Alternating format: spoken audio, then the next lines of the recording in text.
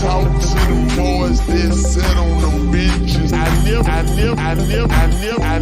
talk to them boys that sit on them benches. I was in the game on 4th and inches.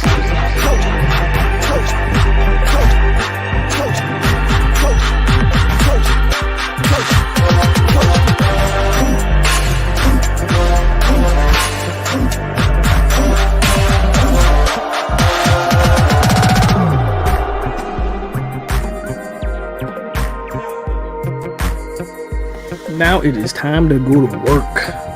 It has been a minute, folks. It's been a minute, but I think I got a good topic that I want to address today. And with all that said, what is going on, Florida State family, Seminole Nation, and 863 tribe?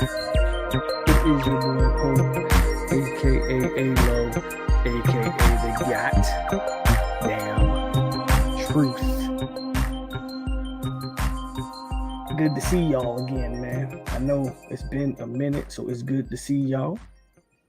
And there's a little bit of news, mainly position change, a particular position change that I think y'all would like to discuss. So we'll discuss that. But the purpose of tonight's episode, by the way, you are tuned into The Hangover. It's been a minute since we've had one, but you are here, episode 77 of The Hangover. And tonight, I want to simply talk about the journey, the first 3 years. Mike Norvell in hindsight. That's the purpose of this video. The road to year 4. Year 4 is the year that the expectations are through the roof, I think. All would agree. But we're going to talk about not so much about year 4. We have a whole off season to talk about year 4. What I want to talk about tonight, I want to talk about the road to year 4. I want to talk about what we went through to get here. And I think I have some interesting stats and numbers that really make you look. I know it made me look. Y'all know me, right? I never once asked for Mike's job, but I won't pretend like I was the vote Mike Norvell supporter, okay? I never once asked for him to be fired, but I had a bunch of questions, and it was not pretty along the way. But if you look at this thing in hindsight, and the road it took to get here, what he inherited, the turnover on the roster, which is absolutely bonkers when you really dig into the numbers. Montre said it in the comment section. The climb was real, and it wasn't an easy climb. Okay, we didn't climb the ladder at the park just to slide. No, this was like climbing the Everest.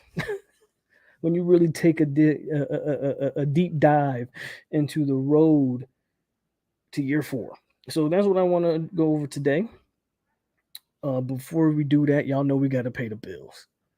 It's been a while since we paid the bills out here, man. Hit the like button. Subscribe if you are new around here. If you just now finding the channel and you're not subscribed, or even if you've been a regular, but for whatever reason you watch but don't subscribe, do me a favor, man. Subscribe to the channel. And those who are subscribed, those who do tune in and watch, please hit that like button and please share the videos. I haven't been live in a while, so a lot of people might not even expect me to go live tonight. So I get it. But hit the like button and share the video. Let people know we are back on over here at 863 SeminoleTV. I think we have an interesting conversation to go over tonight. And also, let's get to this roll call, man. So get in that comment section. I'll give y'all a little bit more time to get in that comment section. And so we can hit this roll call. But, yeah, man, I think we are we're definitely on the road, but I want to talk about the journey that was and still is, but what it took to get here. And with that said, let's do the roll call in 5, 4, 3, 2, 1. go to my other screen here.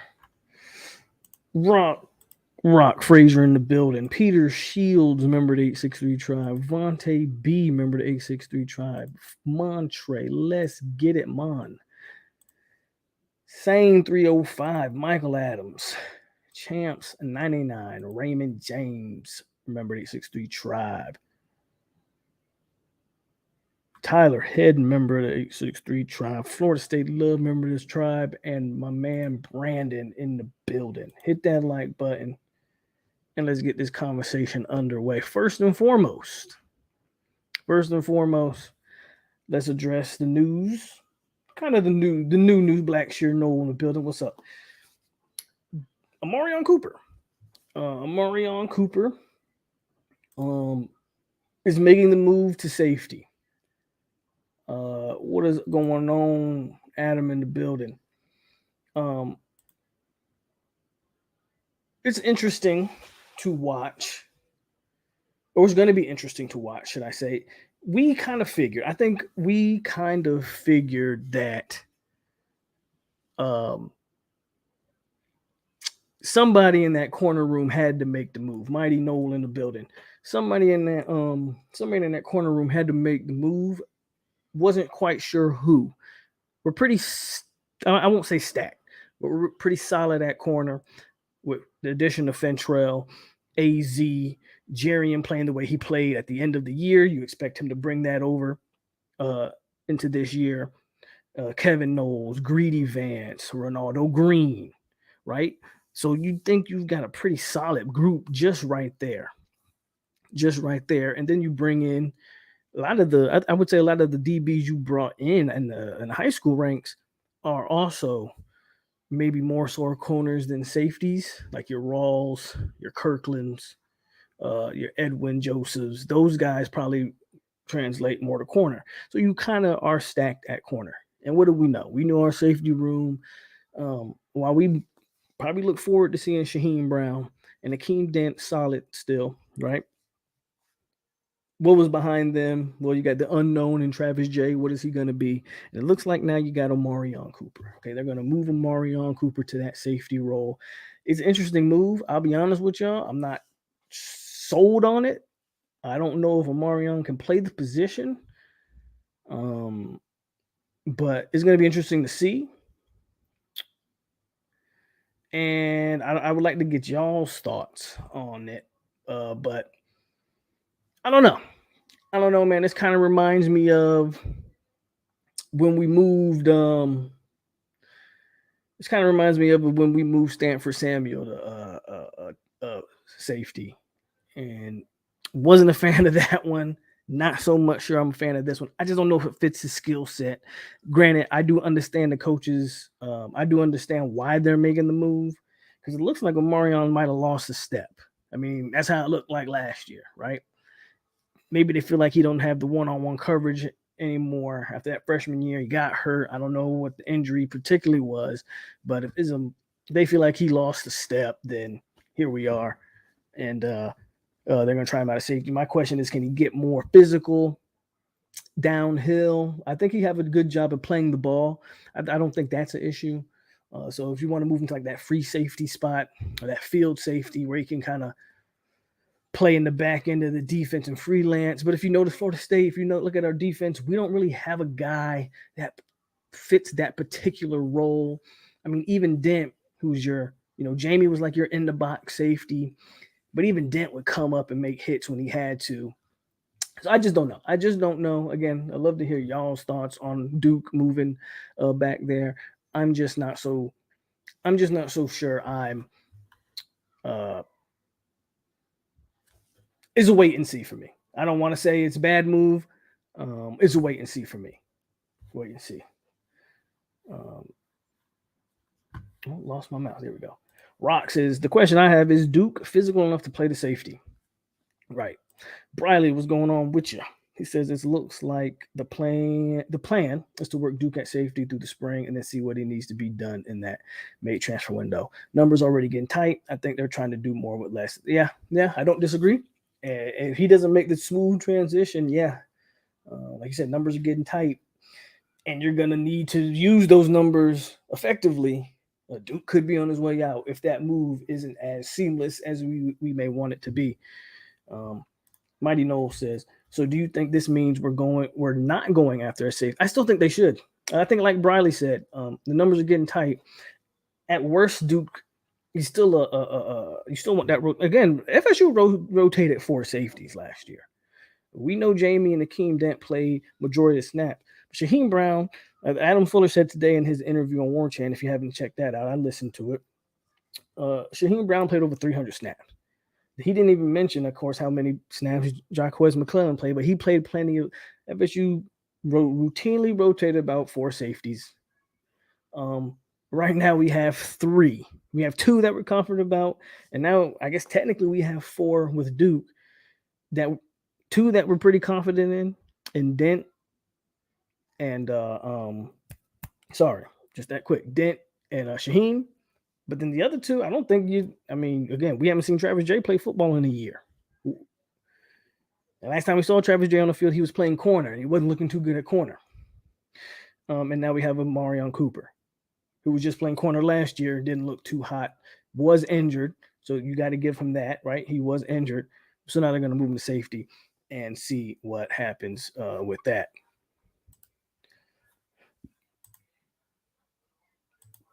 I'm just curious to see how this affects him and Brown, because if he fails, he might be out the door. And if Brown feels slighted, he might feel some type of way. I don't think Brown would feel slighted. I think Brown, again, I think Shaheem understands how much they wrote. I mean, Jamie or Akeem Dent didn't feel slighted when Shaheem was getting plenty of snaps. You feel me? So I think Shaheem understands the rotation of that room. But now, Marion Cooper, again, he could be on his way out if he fails. What's going on, Chad? How you doing? No power in the building.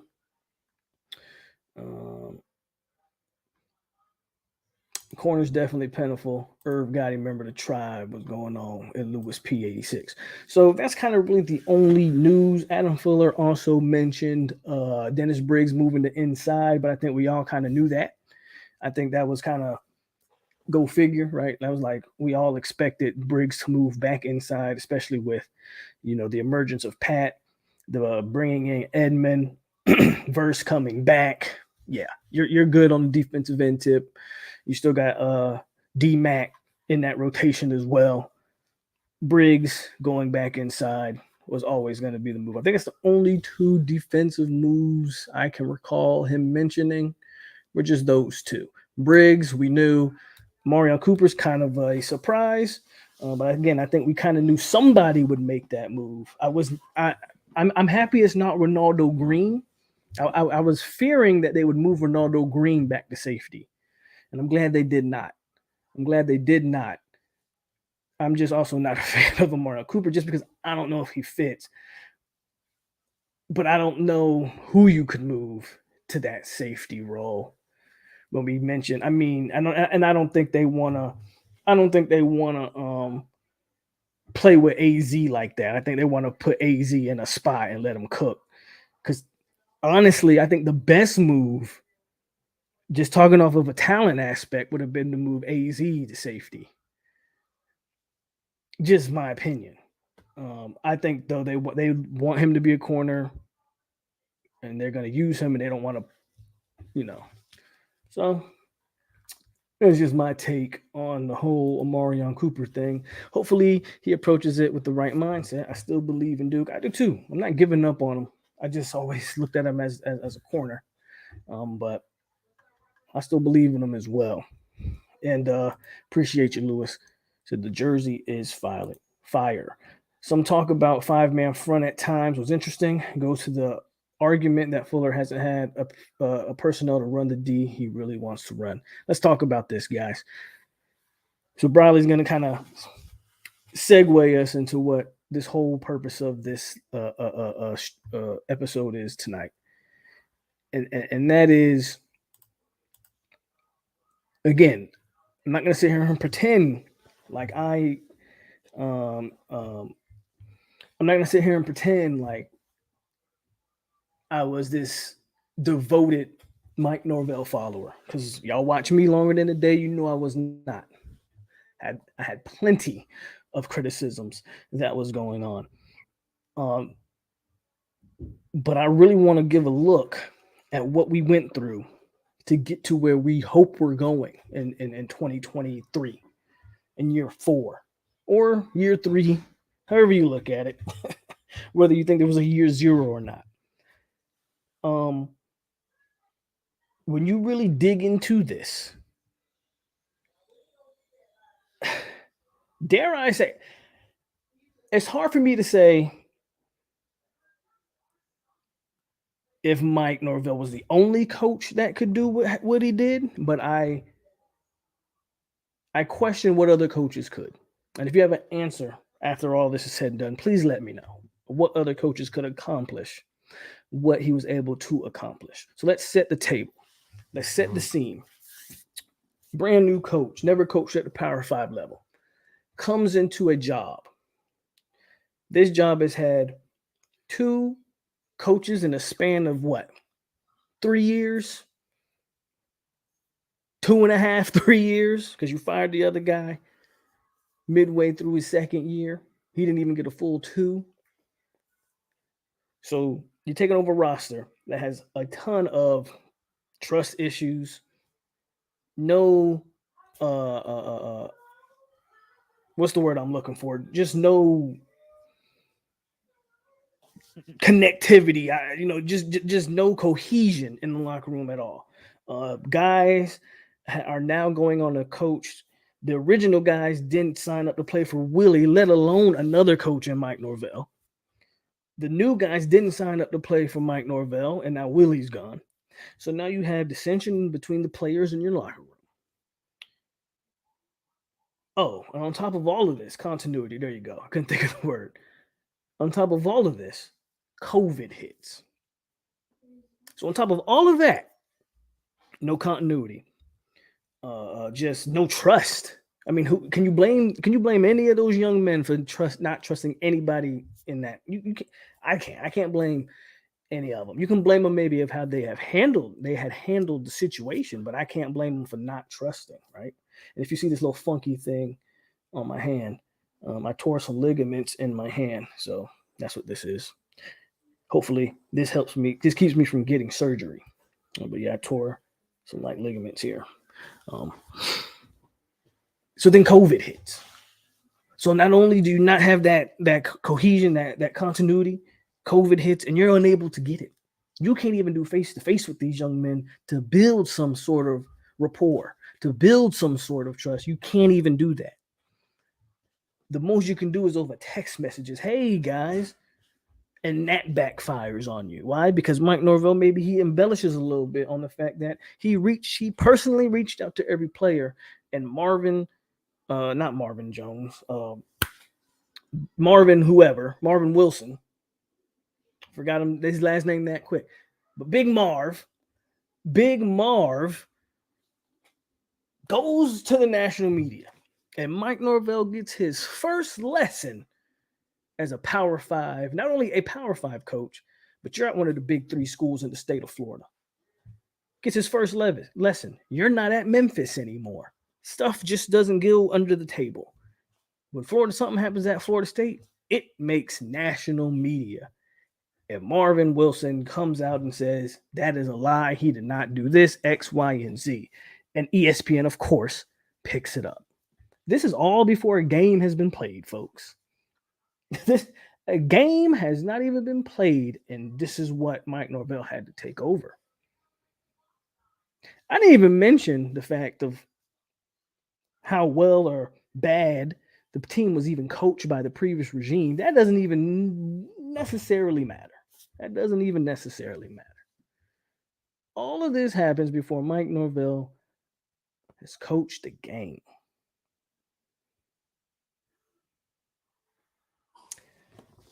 Brandon says, I know people are hard on Mike. Hold on. I know people are hard on Mike, but what he did with the situation he came into was impressive. Literally, all the odds were stacked against him. All of that happened before he played the game. Then he finally gets the game, and it's the Georgia Tech game. Until this day, that's like one of my most watched live reactions. because I said we sucked, and we did. And the 2020 season pretty much goes up in flames. I mean, it is the worst Florida State football I had ever watched. But why is that? Well, I got some numbers. Right. That's my point. All of that happened before a game was played. Like I said, that was before fall camp, which they didn't even. I don't even, correct me if I'm wrong. I don't even think they had a full fall camp. Wasn't it a reduced fall camp? They didn't even know if there was going to be a season. But I say all of that to say this. And these numbers here I think are going to really debunk the whole Florida State is built on the narrative is that FSU was built out of the transfer portal. Well, I'm going to show you something that shows that actually they're not built out of the transfer portal. Since Mike Norvell came, guess how? Anybody have a quick guess? How many transfers do you think since Mike Norvell has been here? How many transfers have been out of the program? How much talent do you think has left this program? Give me a number since Mike Norvell's been here. This is counting 20, 21, and 22. So this is not counting anybody that transferred this year, because we're talking about the road up to year 4, not so right. We won't be talking about like any of the guys he brought in this offseason or like Sam McCall. We won't be talking about Sam McCall or how many transfer portal guys do you think left the program? 20, 21, 22. Tyler says 50. Close. Montre says 50. 54. 54 players. So you guys are real close. I think you guys Googled it. Irv says 43. 54 players. Since Mike Norvell, 62, 61. Oh, you guys went high. 54 players hit the portal. Here's some names. Here are all the names, actually. Anthony Grant, running back. Mike Arnold, O-line. Kyle Myers, DB. Trey McKitty, tight end. Juwan Williams, O-line. Trayshawn Harrison, wide receiver. Malcolm Lamar, Amir Rasul, DeMarcus Adams, Logan Tyler, Dante Williams, A.J. Lighton, Chaz Neal, Curtis Fan, Kavion Glenn, Raymond Woody, James Blackman, Warren Thompson, LaDamian Webb, Corey Durden, Lars Woodbay, Andrew Baselli, Cyrus Fagan, Quayshawn Fuller, Jadarius Green McKnight, Kobe Gross, Jordan Young, Hunter Washington, Corey Ray, Jarvis Brownlee, Caleb Brake, Parker Grothus, Kalen LeBourne, Carter Boatwright, True Thompson, Jayon McCuster, Jaleel McCray, Ira Henry, Chubba Purdy, Byron Robinson, Dante Sheffield, Donta Lucas, Carlos Becker, Brandon Moore, Josh Griffiths, Jay Williams, Jamarcus Chapman, Isaiah Bowen, DJ Matthews, Carnell Jones, DJ Williams, and Cortez Andrews. Those are all, that's how much talent we lost in a 3-year stretch. How many guys you think we brought in? How many transfer ports? Remember, FSU's only built out of the portal. Remember that. How many guys do you think we brought in? You guys give me a guess on that one. How many players would you say FSU brought in out of the portal for a team that's built only strictly out of the portal? We don't recruit. We're just built out of the portal. Montre says 30. Tyler says 25. Brandon says 35. The answer, 24, 20. The raw number is 30. I put an asterisk next to 30 because so the number is 30. We brought in 30 players. However, 4 of those 30 that we brought in ended up transferring out. So the Marcus Cushneys, the Brandon Moores, the DJ Williams, and the Cortez Andrews, guys that I put on the departure list, are also guys that are on the incoming list. So I basically said those cancel each other out. So 26 if you're being 30 if you're being literate, 26 if you're being technical. 26 players.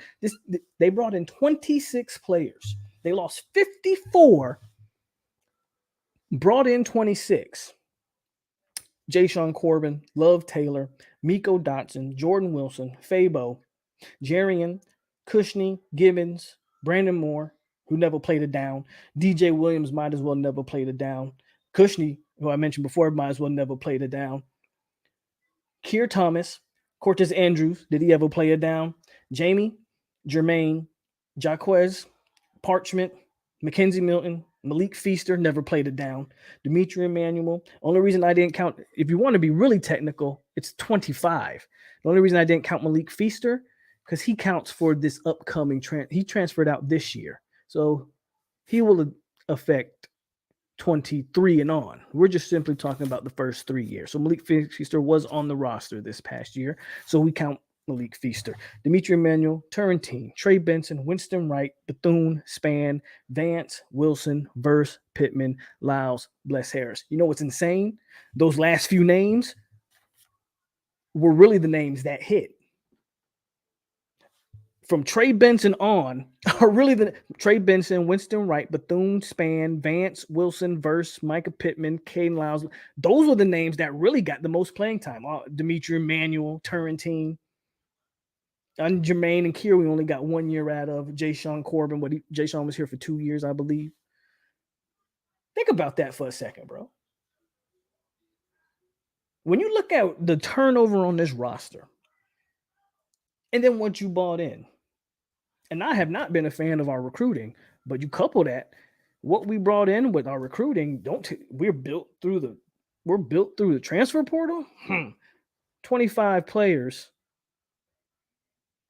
technically 30 players. That's enough to build a roster.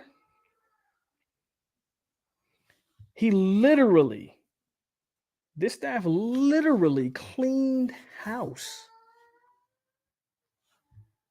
Everybody I named on a departure. Now, some of those guys they brought in.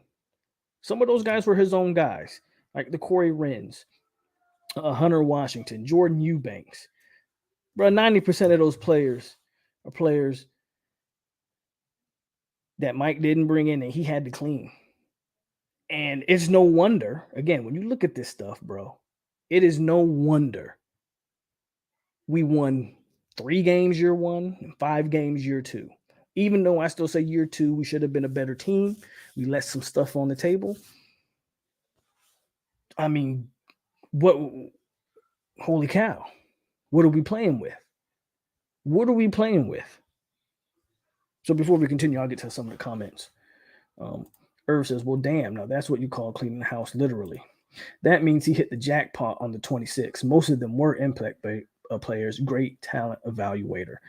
After hearing the departure list, I'm again reminded of how bad the late Jimbo and all of Silly Willie's staff was with the evaluations.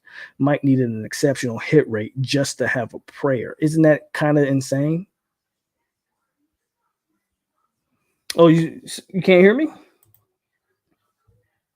Briley says sounds fine for him. Maybe you muted me on accident.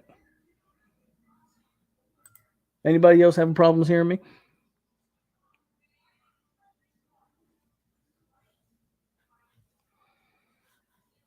Let me know. Nope, everybody says I'm good. Everybody say I'm good. So, yeah, man. Think about that. Just the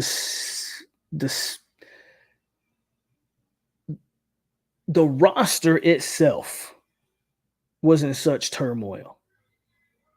I mean, when I looked this stuff up, I was like, oh my God. I didn't realize it was. And then look at some of these names, man. Some of these names, for Mike to even have a chance, some of these names on the departure list had to hit. Like Warren Thompson or Brian Robinson or Donta Lucas, if he could have hit. Like, these names would have had to hit for us to be even a functional football team. No wonder we lost so many games. No wonder. Now did we make mistakes along the way? I believe Mike understands that he made mistakes along the way. The one thing, again, looking back at it, that I really give credit to is that they had a vision and they did not stray from that vision. And even in the moment when fans were yelling and cussing and there were fire Mike Norvell spaces on Twitter, and I was coming on here pissed off about the Marius Mims, even through all of that, it looks to me like they stayed the course.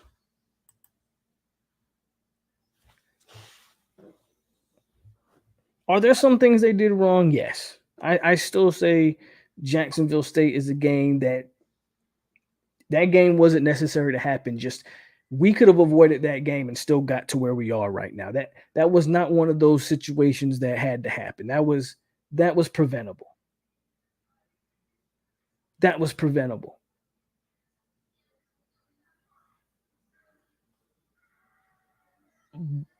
But we begged. I won't say we, because I wanted some change. A lot of fans wanted some change on some certain coordinators and position coaches. Again, I got to give the man credit. He didn't budge. He didn't go do a bunch of firings. To his credit, you know how we all hated Adam Fuller. Now I feel like I'm one of Adam Fuller's biggest fans, personally. But we all wanted Fuller out after year 2. And some guys left, but they didn't leave because they were fired, because he panicked, because he listened to the mob. They left because they got better jobs, which is crazy. They made come ups. Coach Marv, who I wasn't fond of, the man left to be a defensive coordinator somewhere at Virginia Tech. Excuse me. The man went to be a defensive coordinator at a Power 5 school. Kenny Dillingham is now a head coach at a Power 5 school. Woodson is a co-defensive coordinator at Arkansas, if I'm not mistaken. I believe he got the co-DC title. So, I'm not here to throw shots because I'm really just here to talk about Florida State. But you look at what Miami's doing and the panic in that program and the turnover after 1 year. After 1 year, the whole staff is gone. New running back coach, new offensive coordinator, new defensive coordinator, new linebacker. I'm not even sure they have the quarterback coach yet, or if that guy, the new OC, is the quarterback coach, then that means they don't have a wide receiver coach. I don't know. I don't know what's going on with them boys down there, but the whole thing has fallen apart. And I think we all, even those of y'all that might still hate, there's a portion of y'all that I don't think Mike can do anything for y'all because y'all were so attached to the previous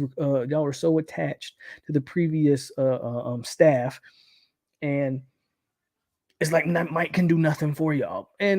But even y'all have to look back and sit back and just acknowledge the man didn't panic. I remember when Kenny left and everybody wanted to throw out these huge names. You know what he did? He said, nope. He said, I'm going to promote from the inside. The man promoted Alex Atkins and then brought Tony Tokarz on field. Everybody was hot. Who the hell is Tony Tokarz? I was one of the people that was, I won't say I was excited for Tony. I didn't have an opinion. I had never seen him do anything. I had never seen him coach, didn't know much about him. I said, I want to wait and see before I give a judgment on Tony. But there was a lot of people that, man, who the hell is Tony Tokarz? Well, I don't think anybody's second-guessing Mike Norvell's offensive moves.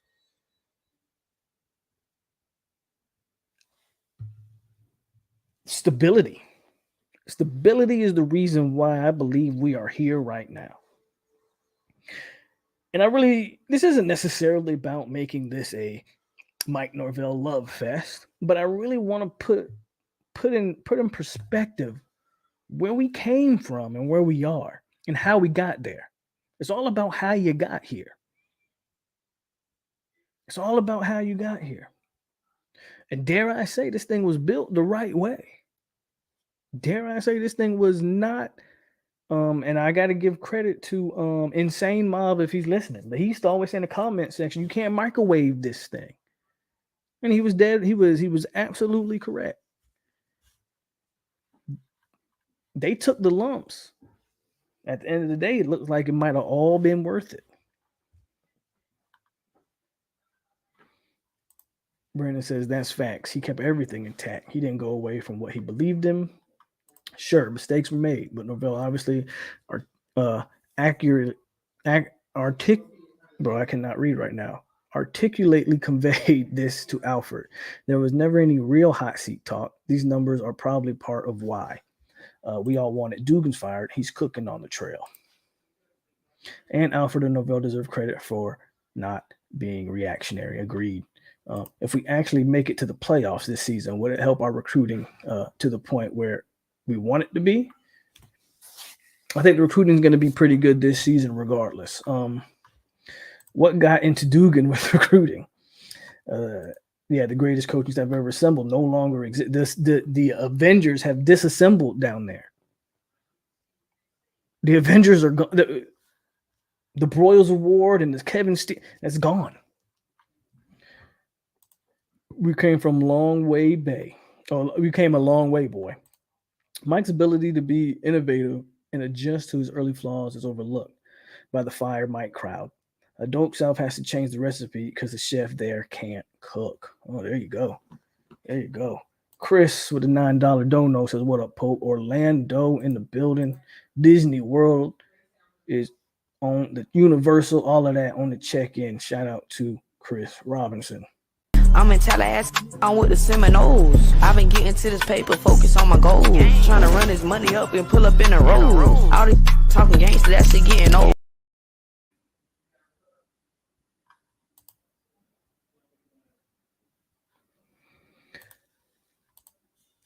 So that was like a valid question though, right? Because what is the biggest criticism? And I'll let y'all answer this before I continue. What was the biggest criticism outside of the fact that Mike Norvell was a Group of 5 coach? And do you fire Willie Taggart not even 2 years in? If you make that move, which is a bold move to make, and I'm not even saying it was the wrong move, but then is Mike Norvell the guy you hire, or is it, Lincoln Riley? Not saying we were ever after Lincoln Riley, but I'm just putting a huge name out there, right? So, but what was the biggest criticism of Mike Norvell coming into Florida State? What do y'all think? Outside of those two things I just named. While I wait for y'all to answer, Fatal Jedi says Coach Norvell has what looks like an overall great game plan for building the program his way. So recruiting problem, I don't want to say it's fixed, but if what you're hearing right now, and it's early, man, it's February going into March 23. A lot of times I still think it's a little bit too early. I think we could really start talking recruiting after March. But so I don't want to say it's fixed. But with all the momentum, basically what I'm saying, with all the momentum, if you can't recruit based off this momentum, then you can't recruit. Earth says, "Grab the microphone and getting paid, but he got to keep this going or else." Can somebody tell me how in the heck Willie Taggart got a coaching job in the NFL? If you don't know, Willie's from the Harbaugh tree. So if you don't remember, when he got fired from FIU, I said he would go to Michigan. I actually thought Jim Harbaugh at Michigan would hire him. So it doesn't surprise me that one of the Harbaugh brothers gave him a job. Doesn't surprise me at all. He coached under their father. He's from that tree. He considers them like family to him. It does not surprise me that the Harbaughs gave him a job. Can he win the ACC? No. Tyler hit the nail on the head. The biggest criticism of Mike was he had never built a program. Remember, he took that program over from, who was it? The guy that went to Virginia Tech. What was his name? I forget that dude's name. I forget the dude's name. I think he's already been fired from Virginia Tech, hasn't he? I forget the guy's name that took the job at Virginia Tech. But the criticism for Mike was that guy built Memphis. Fuentes, yes. The criticism was Fuentes built Memphis and Mike just took over an already built program in the Group of 5 and just rode it along. No one thought Mike could build a program. Yet here we are 3 years later. And has this man not completely? We just went through the numbers. This man completely tore this thing down to the foundation, the studs. 54 players. Some of those players, 4-star blue chip prospects who he probably could have used. Kalen LeBourne, 5-star running back. Chuba Purdy was a 4-star quarterback. Brian Robinson, 4-star wide receiver. Dante Lucas, 4-star offensive lineman. DJ Matthews. Isaiah Bolden. Quayshawn. Bro, it's not like these guys was just chopped liver out here. There's legit talent that left this program. He tore this thing down to the frame. I don't think you can question whether the man ever could. I don't think. Obviously, there's no question that he was able to build a program here. He built the program, and that was the biggest criticism when they hired Mike, or one of the biggest criticisms. Nobody thought he could build it. He didn't technically have to build it. He didn't technically have to build it in Memphis. Give me 1 second, guys.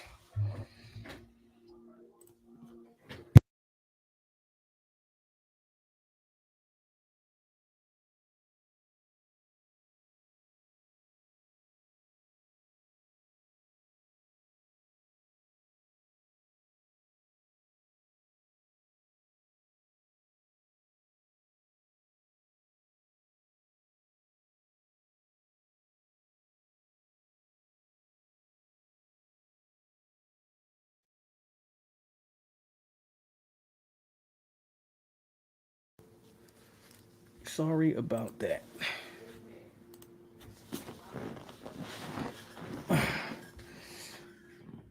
Huge criticism was the staff. I just think because the staff was unknown.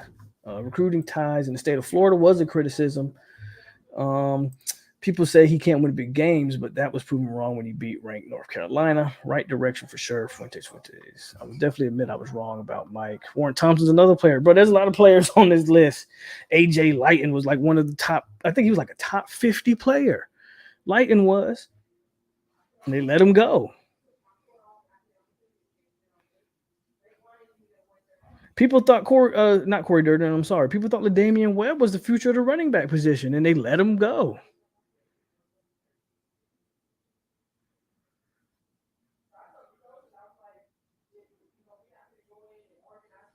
I think we pay him to the end of this year, if I'm not mistaken. Irv. Momo, he says, look at Norvell's offense when he was at the OCA Arizona State. It's the same here, but better athletes better athlete. Mike is a great coach. This is the last year, yeah. Who do you feel had the most impact this season, Verse or Wilson? Verse. But again, man, when you look at the road to where we end up, or where we're trying to end up, and just what they had to go through. And that's 54 transfer. That's 54 players, 54 scholarship players who left the program. They only brought in half of that. So they only replaced that with half that. So that means the rest of the roster spots are what? High school recruiting. So, yes, I think the staff needs to improve recruiting. They don't or have not recruited at a level that I think Florida State fans are used to Florida State recruiting at. Like we're used to top 10 recruiting classes. You know, a couple 5-star sprinkled in there. One of them's usually one of the better DBs in the nation. Like that's what we're used to. That's what we're used to. And we haven't quite gotten that. We haven't quite gotten that since Mike's been here. But you can see why. And that's looking to change this year. But when you got a hungry staff that I think is looking to prove, I mean, somebody mentioned it earlier, and I forget who it was, but the talent evaluation has been off the charts. Because we just mentioned Florida State's only what's Mike Norvell's highest class? 20? Or was it this past year? 18, whatever his highest class is in the low teens.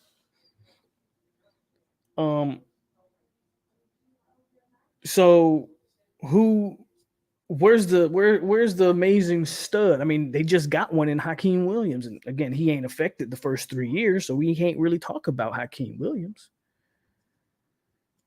We can't really talk about Hakeem. You feel me? Talent evaluations, bro. I mean, everybody in the country basically gave up on Johnny Wilson.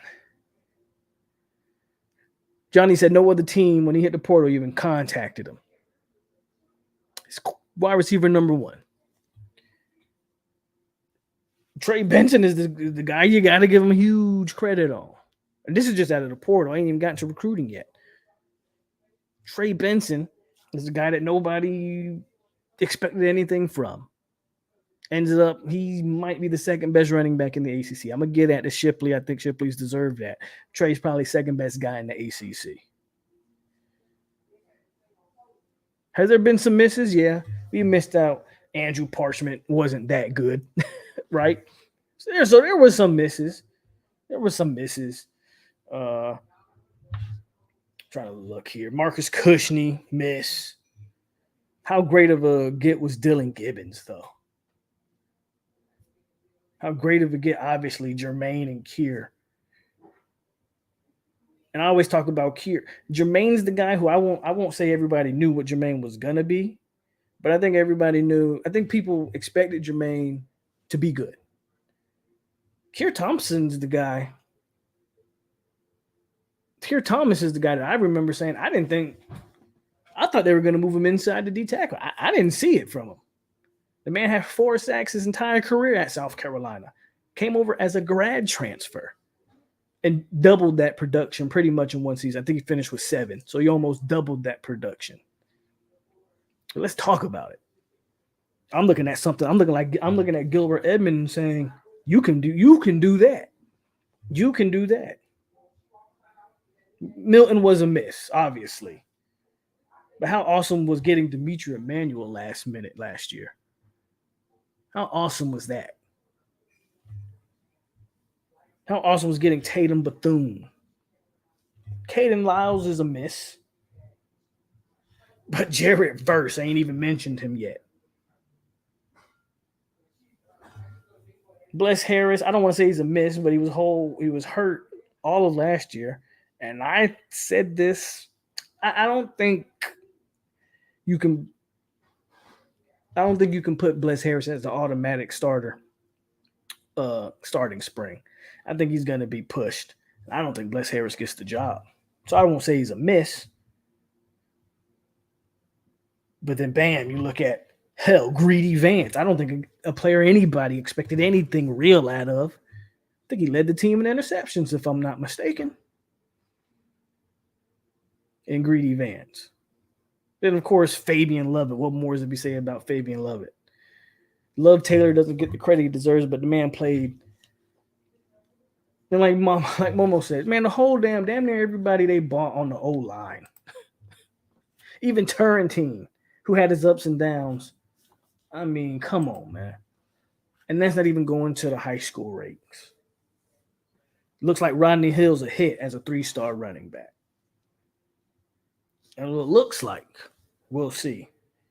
Patrick Payton, they hit that one out the park, though, didn't they?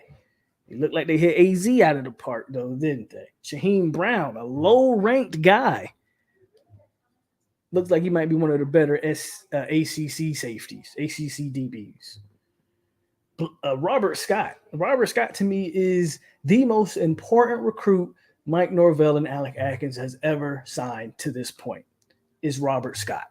That is the first tackle they got. He was only a 3-star. The man started from day one, and they haven't looked back since. The man has been the anchor of the offensive line since he's been on this team. He's the one guy that I don't think position's ever been taken. Obviously, you got Dylan Gibbons. But the left tackle spot has been solidified with Robert Scott from the jump. You would act like Robert Scott was a 5-star coming out of high school, and he was not. And they hit that one out of the park. At some point, I don't care how much you don't like Mike or whatever, you have to acknowledge the facts that are being presented here. I am never scared. I am never afraid to say if I've made a mistake or if I was wrong on something. And I think most people that may have doubted, no, I'm not saying his job is done. Mike still has more to accomplish, more to prove. He's at Florida State. He's at this school. The better he does, the higher the expectation goes. It's just the nature of the beast. We're not satisfied with 10-3. It is great. It's a great feeling to have.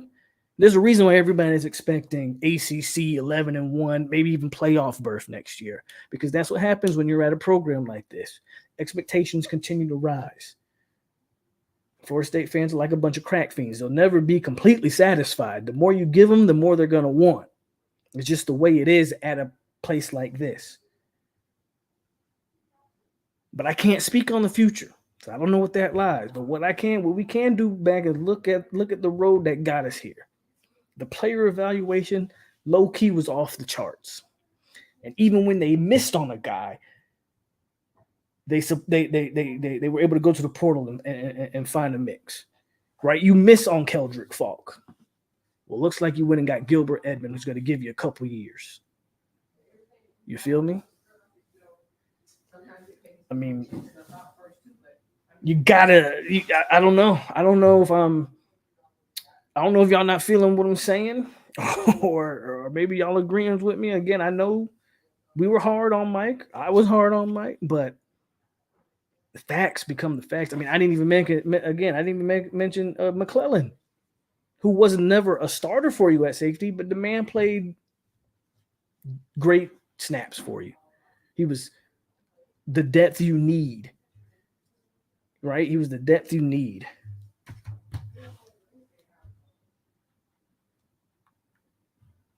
I mean, I'm trying to think of some other guys they hit on the recruiting side. I mean, obviously Jamie became like first team all ACC player back to back for you. We mentioned Shaheem Brown. I mean, they got Akeem Dent to turn the corner. Kevin Knowles seemed like he was a hit when they got him. Amarion Cooper started off as a great pickup as a freshman. He's kind of backtracked a little bit, but we'll see if the move helps him out. They have not been terrible in recruiting as people would try to make it seem.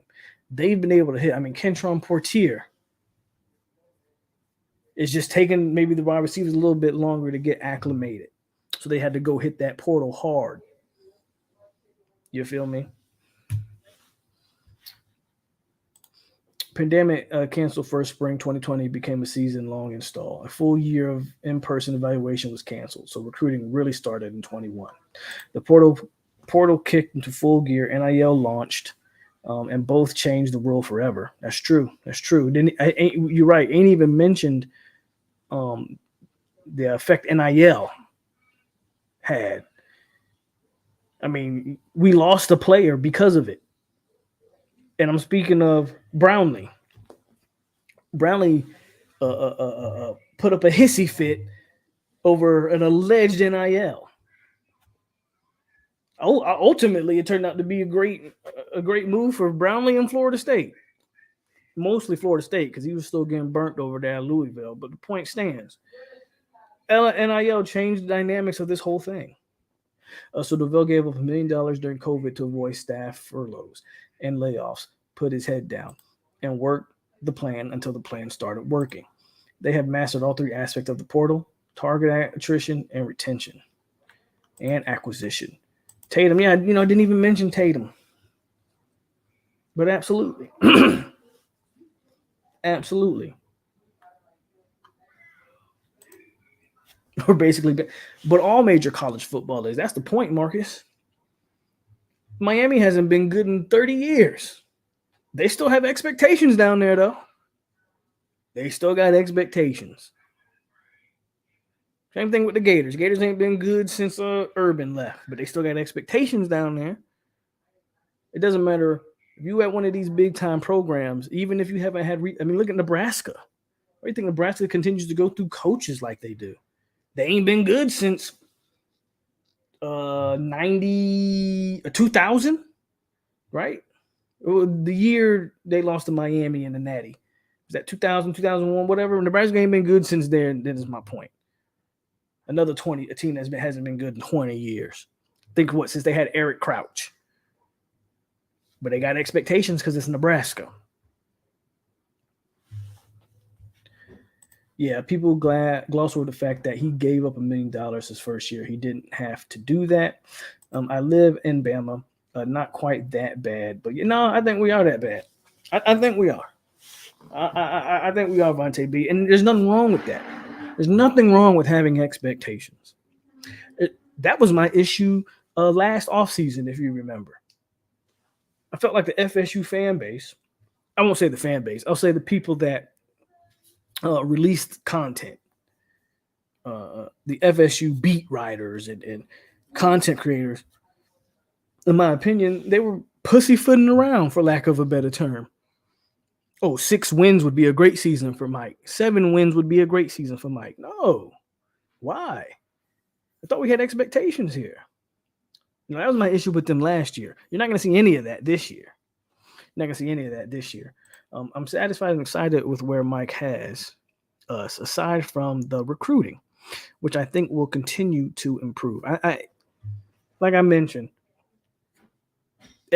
everything's flipped. You won on the field.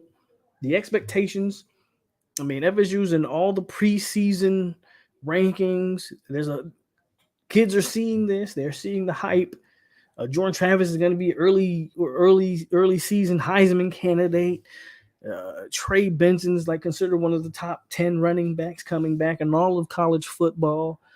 The hype's there. The hype is there. If you can't recruit, seriously though, if you can't recruit this year, and with some of the names you're involved in this year, then we really got to have a conversation about it. Right? And that doesn't mean Mike Norvell's on the hot seat. Right? What does that mean? It means he's got to start. We got to let some guys go, and we got to get some real recruiters on the staff, regardless of how comfortable he might be with some of these guys. If you can't recruit after this year, because recruiting is a year behind, right? So you're going to recruit this year based on what we did last year, which is why that or at least that was the excuse that was given to me. That's why last year, despite winning 10 games, we still didn't have quite the recruiting class we wanted, because everybody said those relationships are already built. So the class of 23 should be nothing to sneeze at. Or is it the class of 24? We're class of 24. I know we're in season 23, but it might be the class of 24. Should be nothing to sneeze at. Wanda says, I feel you. You should hear them firsthand is all I'm saying. No, I get it. I know Alabama and places like that is a whole. Yeah, man, didn't even mention Marcus and Douglas. They call him Biscuit for a reason. This guy was a biscuit away from being an offensive tackle. Literally. But if they knew what they saw there,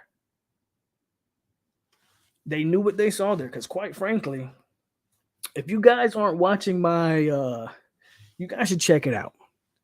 My little videos I drop when I play NCAA, because I talk about the game's on in the background, but I'm talking about some legit topics. And I mentioned I did my player breakdown, or my position by position breakdown on the, forget which video it was, might have been Notre Dame game. But anyway, I mentioned Marcus and Douglas. The man went from being, again, a biscuit away from being an offensive lineman to, in my opinion, and this is crazy to say, might be the most complete tight end in terms of his skill set, because we all agree Jaheim Bell isn't much of a blocker. He's more of a playmaker. He's a guy that you're going to move around. Tight end. He's a flex, right? That's what he is. And Morlock has the size to be a very good blocker. We'll wait and see how he does in the passing game. But we know what Marcus and Douglas is at both. The man can block.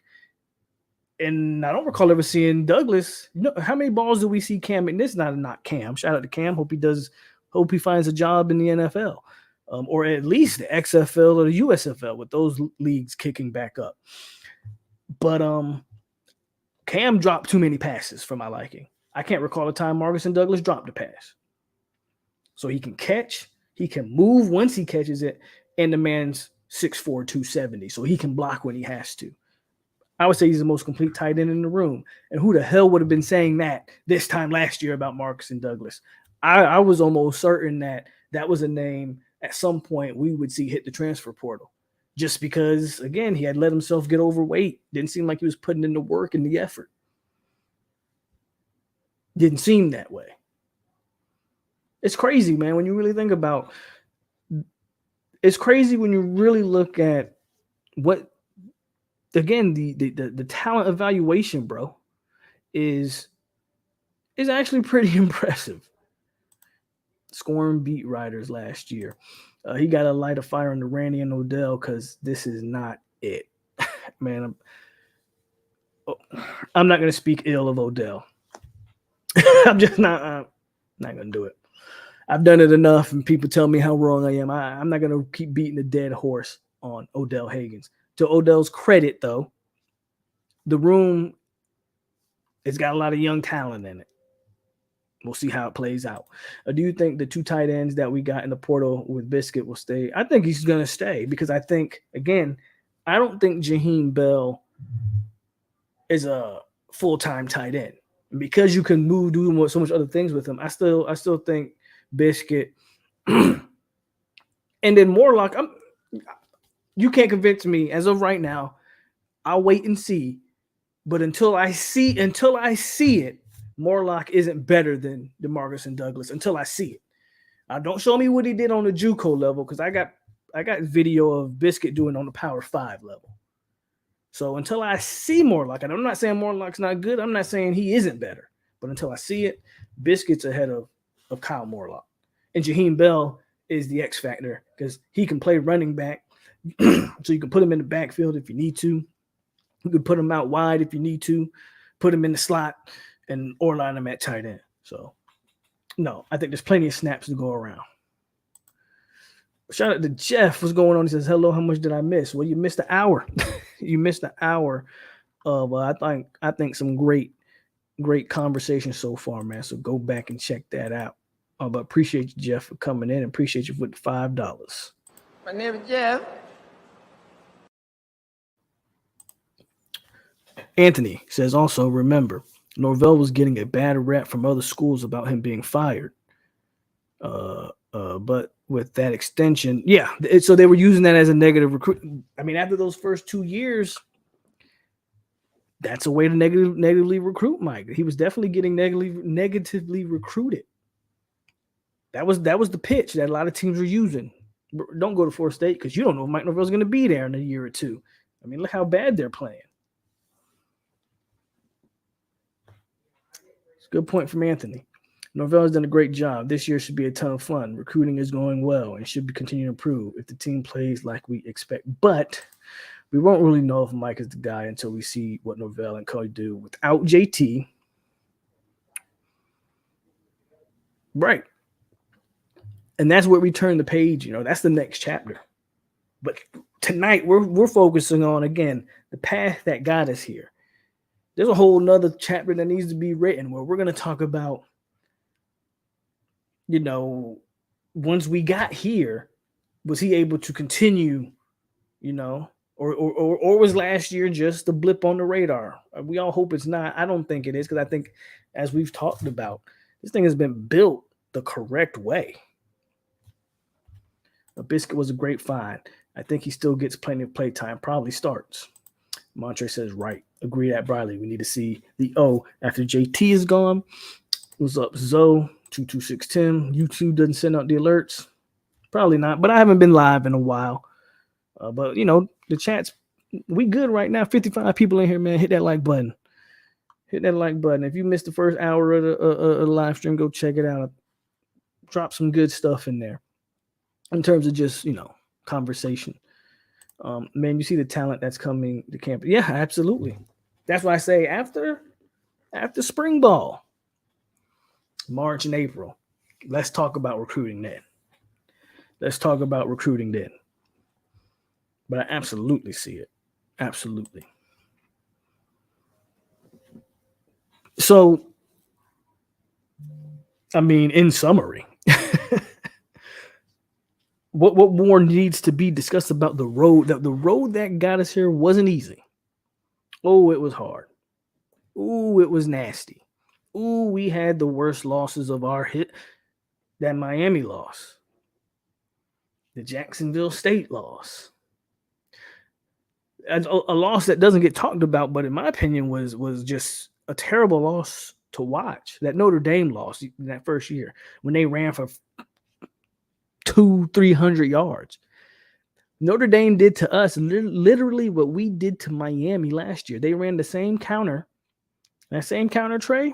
That's what Notre Dame did to us that game, and we couldn't do anything with it. Same thing we did to Miami last year.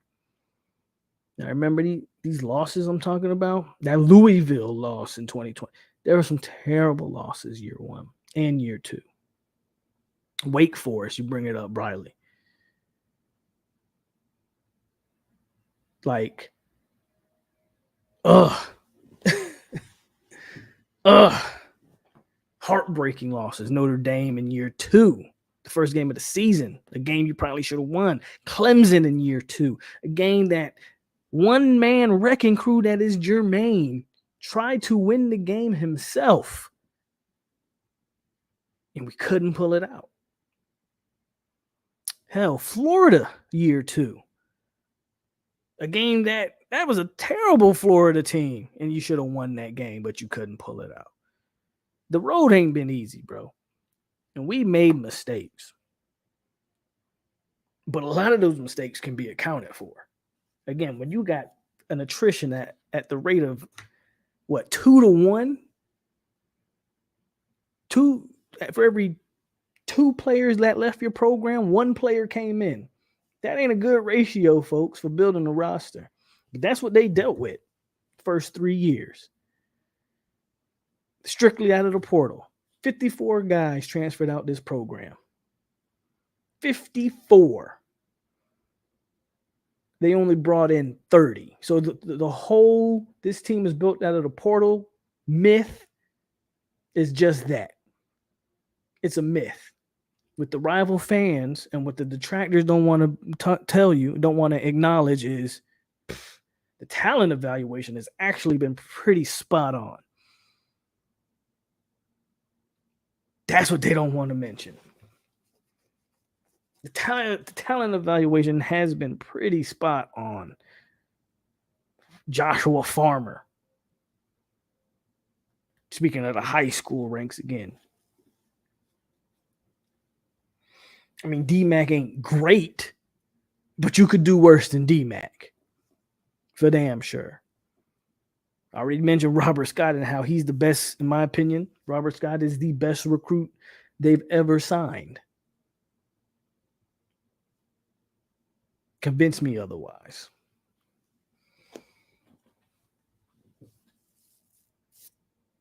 And the coaches that have left your program, look, I know people love Kenny Dillingham.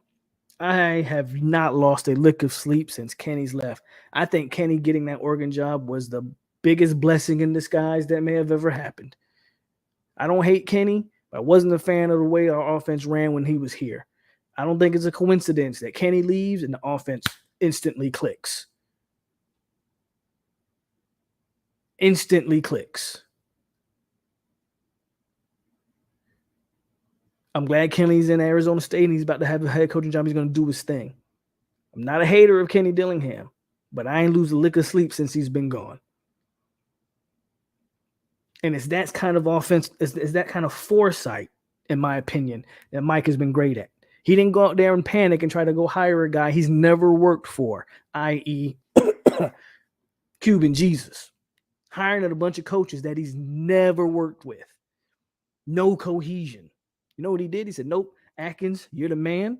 You're the best recruiter I got on this staff. So I got to throw you a couple bones. I'm going to promote you, give you a raise. And I really got this young prodigy that I really am a fan of that I'm molding. Tony Tokars, come get on this staff and show these guys how you coach these quarterbacks. I mean, we're going to give credit where it's due, or we just thinking Mike got lucky with that? I'm asking.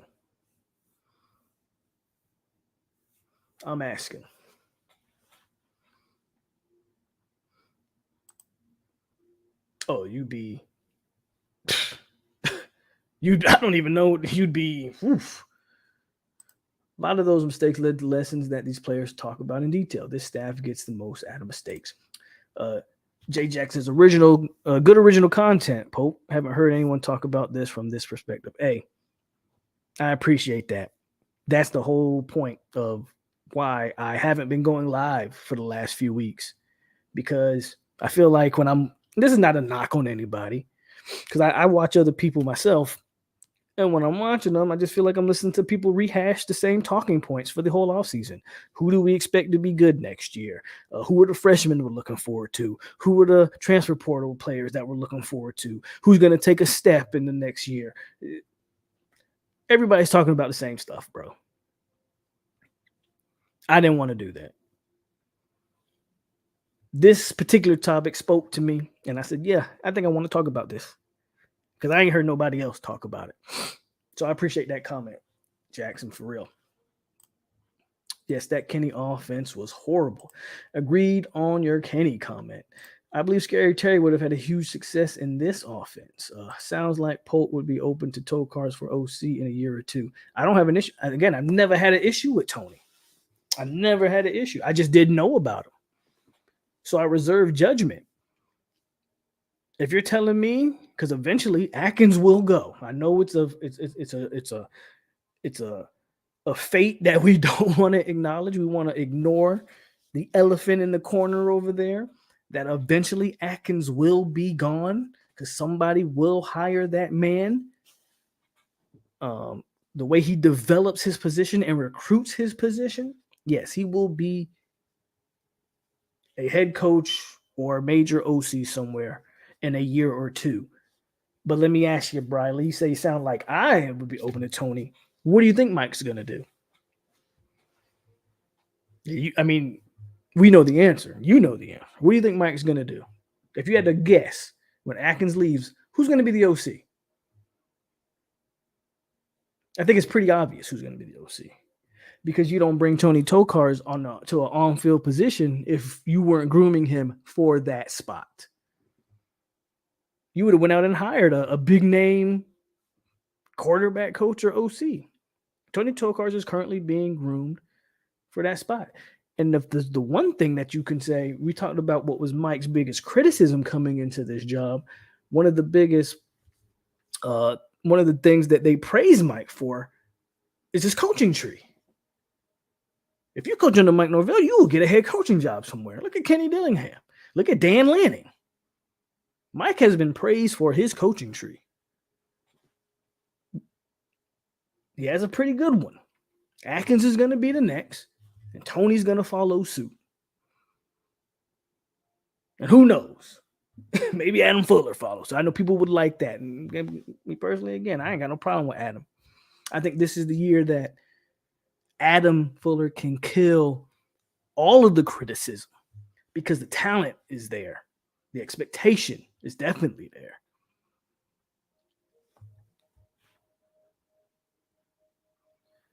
Kenny was a really good recruiter. That's all I miss.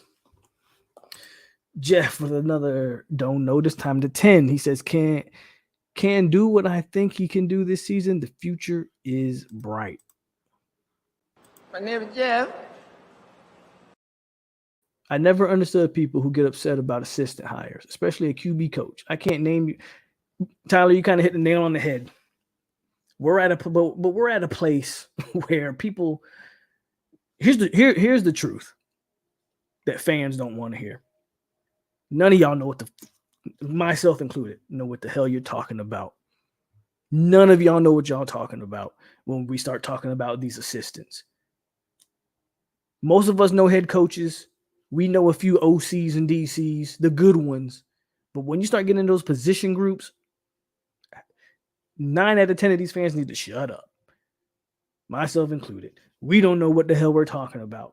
People acting like they really know who a great quarterback. Man, shut up. All we do is rehash names we've heard before. People talking about, well, you should have hired a Joe Brady, man. No, why? That's what I mean personally. Now, I don't think Miami made the greatest of hires. And I can dig into that deeper. I'm not going to. But if you're a Miami fan, I wouldn't be too worried about the guys you hired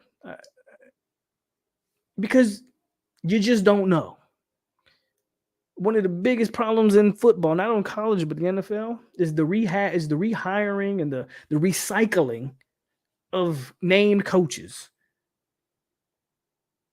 There's a lot of young up and coming coaches, talented coaches like a Tony Tokars that deserve look. Now, see, that's where the problem with Miami is. They didn't necessarily hire any young up and coming guys.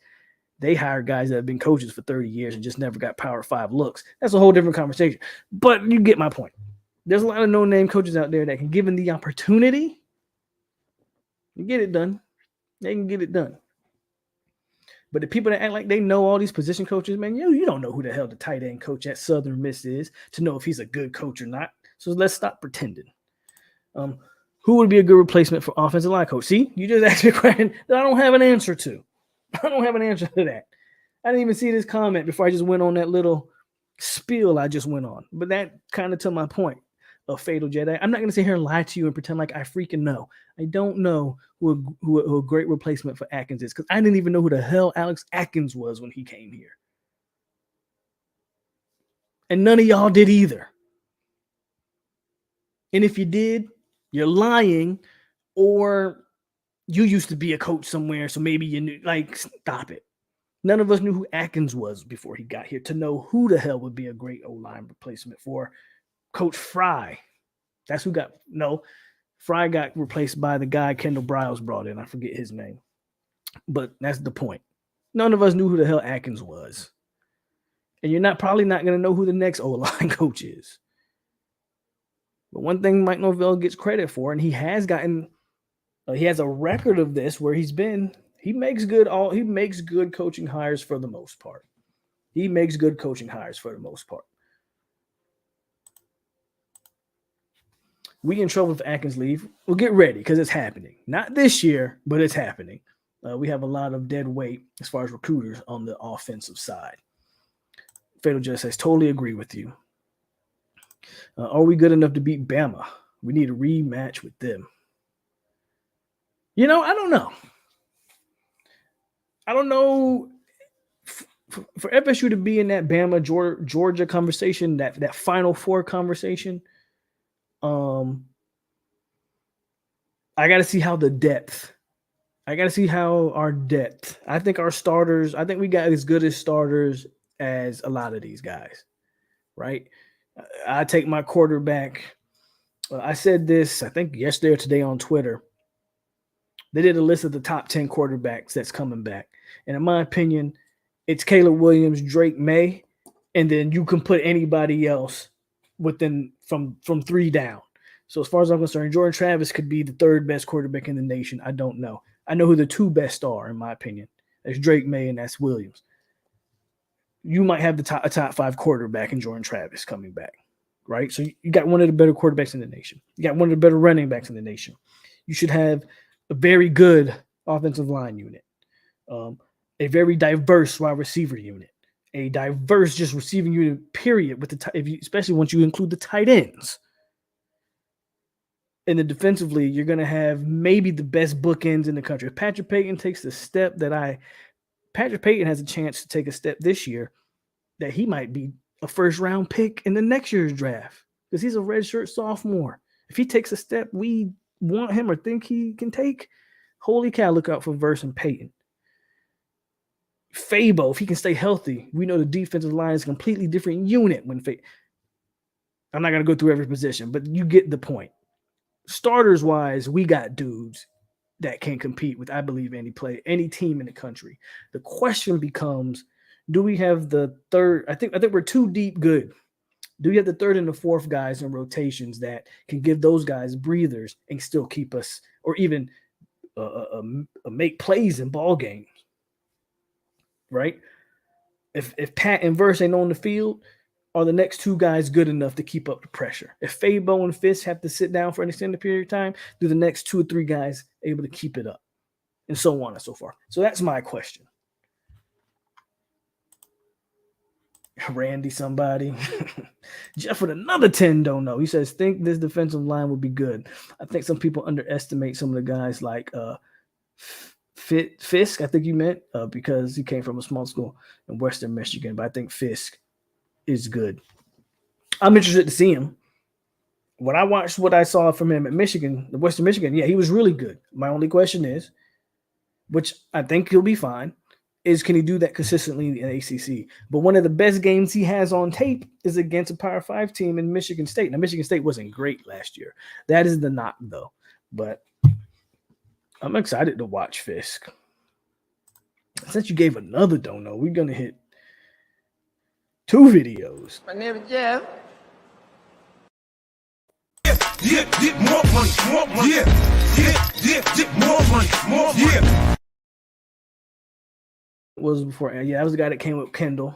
I would love to see that matchup, but UNC ain't making the playoffs. No, probably not. And that's just because name another offensive player on North Carolina. It's Drake May and no one else. You know, it's Drake May and no one else. You can't name another offensive player on North Carolina. Miami hired an OC that was fired from 2 schools and lost his play caller role last year. Excuse me. And the D coordinator just checked Marshall's schedule on how terrible the offense he's faced. I don't disagree with you. I think we play Bama home and home in 25 and 26. We got Bama. I think we got Bama home and homes. I think we have Bama and Georgia are coming up on the schedule in the future years. Also, UF just lost. They did. UF just lost their DC. Yes, they did. That Marshall defense was built by Fuller. Oh, man. And with all of that said, I rest my case. I rest my case on the road traveled to the 2023 season. And while it wasn't the prettiest, while we didn't do everything correctly, and yes, during this road, we have the worst loss in the program's history. Nobody would deny that Jacksonville State that title. They got it. We have probably the worst loss in rival history to Miami. 52-10 was ugly.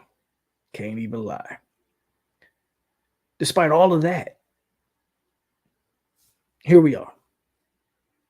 The most stable program in the state of Florida by far, not even close. If you have not been paying attention to what's going on in Gainesville and Coral Gables, Florida State fans, embrace the quietness that is this offseason. I've made jokes that it's boring, and it kind of is, but I much rather have this.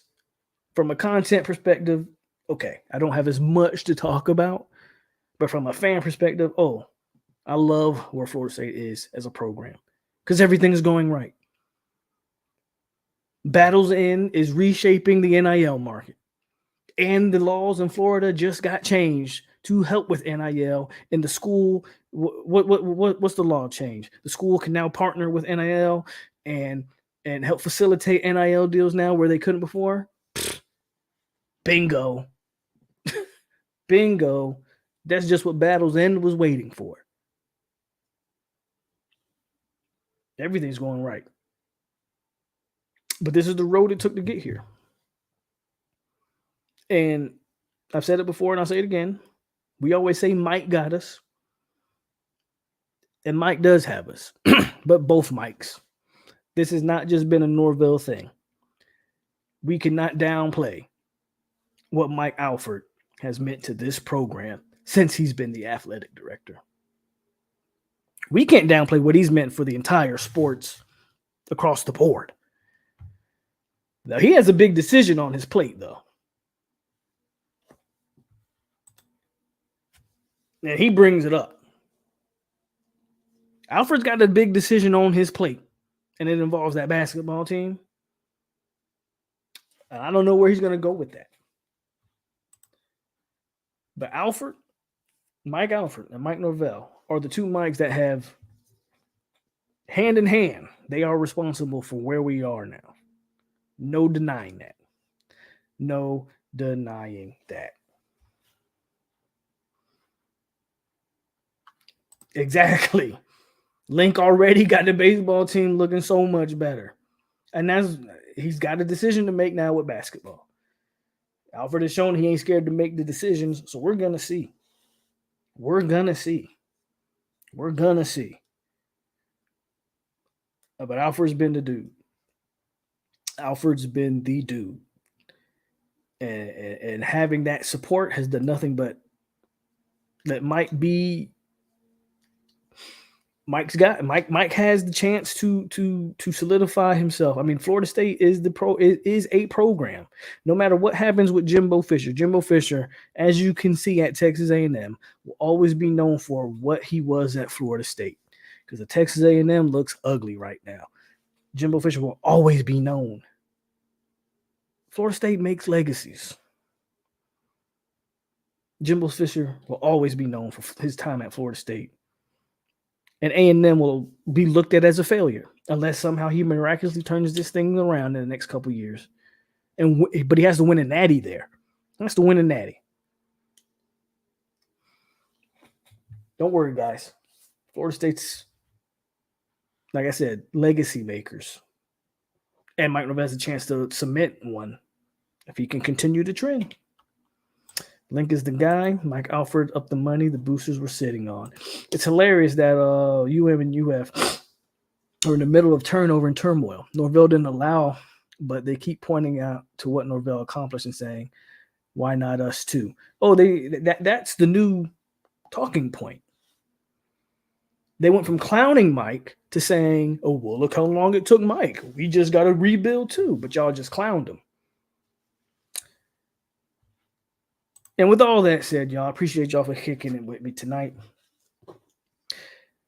Again, like somebody said earlier, I try to give y'all original content, bro. I don't try to just come on here and make a video for the sake of it. That's not, I feel like that just gets boring and stale. And that's not what I do. I like to actually have new takes, new conversation points. And that was my goal here tonight. And I think I accomplished it. Man. So go check out my other videos, though. So if you do want to hear a little bit of the same talking points, but just my takes on them, like who the upcoming transfer portal guys we should be on the lookout for, and who are my dark horses for next year. If you want to hear all that stuff, I do that stuff on my other videos that I release, the NCAA series, the college revamp series. Even if you're not interested in watching me play the game, don't watch me play the game. Just listen to me. Because I do a little bit of commentary, but I'll gear it more toward having a different topic for those videos. So go check those videos out, man. They're only 30 minutes long. They're not a whole hour, 30 minutes, or 2 hour live stream like I do here. You'll check those out. And I'll try to get more live streams for y'all on a weekly basis. I just really want to have content, good content to talk about, not just rehashing everybody's takes. You feel me? So that's just how I am. But thank everybody for coming in here and kicking with me. As always, it is your boy POLK over here on 863 SeminoleTV. Stay classy, Seminoles. We are out here. Go Noles. And spring can't get here fast enough. And I'll see if maybe I could link in with y'all this weekend. Maybe we'll try to do a live stream set. Actually, this Saturday won't be a good Saturday. Take that back. Maybe next week. Can't do it this Saturday. But all right, guys. Y'all have a good rest of y'all evening, and I'll catch y'all later.